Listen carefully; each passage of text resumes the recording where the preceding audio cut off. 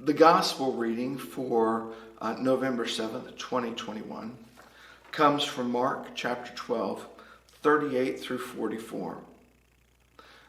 In the lectionary, this would follow last Sunday's scheduled reading, which I read on World Communion Sunday, which is a scribe going, Lord, what is the greatest commandment? It's to love God, to love your neighbor as yourself.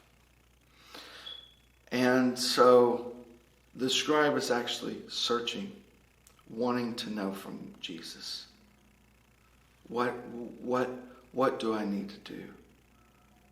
How do I need to love?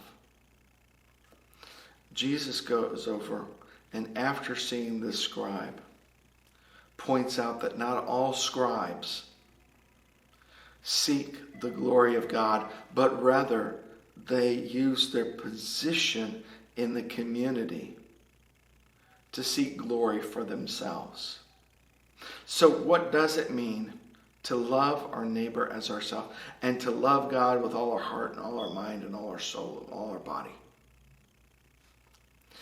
It means a service. It means focusing on the need of the other before ourselves. Giving to God all that we have, all of our heart, all of our possessions, all of ourselves, so that God can use that at God's disposal. Now, understand, when I say give all your money to God, I'm not saying to give all your money to the church. That has been said by some colleagues I am aware of in the religious traditions. But rather ask God, Lord, what would you have me do with the gifts you have given me? And God may place on your heart that in your church or in your religious affiliation, there may be something of need that God places on your heart and says, go and help them do this. Give money to this. God may place it on your heart as you're driving by and you see someone in need to give money to them. The question is not, who do you give the money to? Church, the needy, the food bank, whatever cause it is. But rather, where is God calling you to give your time and your talent and what you have? So, for example, if this is beneficial to you, you can tithe to this denomination that pays, this church that pays my salary. If not, then if God's not calling you to do that, then ask God how God wants to use your resources. There's some people that need all their monetary resources just to sustain a safe standard of living.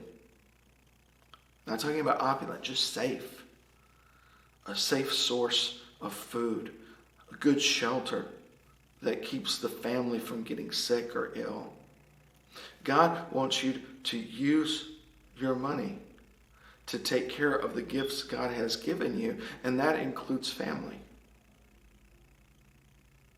But out of abundance, God challenges us to ask, what is this extent of family?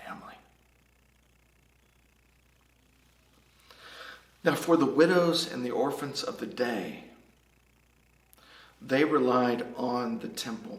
They relied on the religious system as their family, as their kin. They have no one else to provide for them. There is no Social Security or Medicare or Medicaid. All they have is the religious system that provides.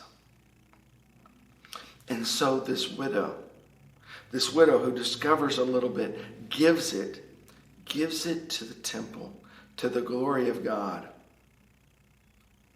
so that another widow or another orphan may have something that day.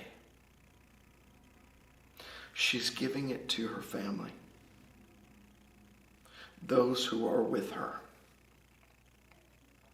The scribes, however, are giving out of their abundance. Well, I've spent all the money I can on myself, and I've done all the rest. I'll give a little bit to the glory of God.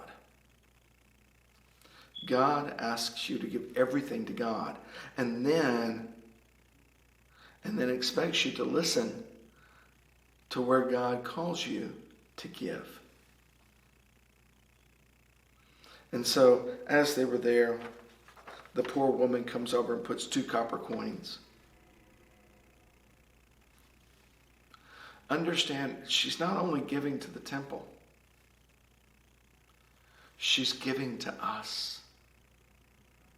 For she came at that time and that place when Jesus was there, so that Jesus could show his disciples and us what it means to give everything we have. God called her to give. I'm wondering if she knew that her act of giving would echo for centuries later. Where is God calling you to give your time, your money, your talents, your resources? How is God calling you to use the gifts God's given you to the glory of God? God knows where that investment needs to be made. In your health, in your family's health, in your community's health, in the health of the world. Where is God calling you today? Because for us, this is not an issue about tithing. It's an issue about commitment to following God where God leads.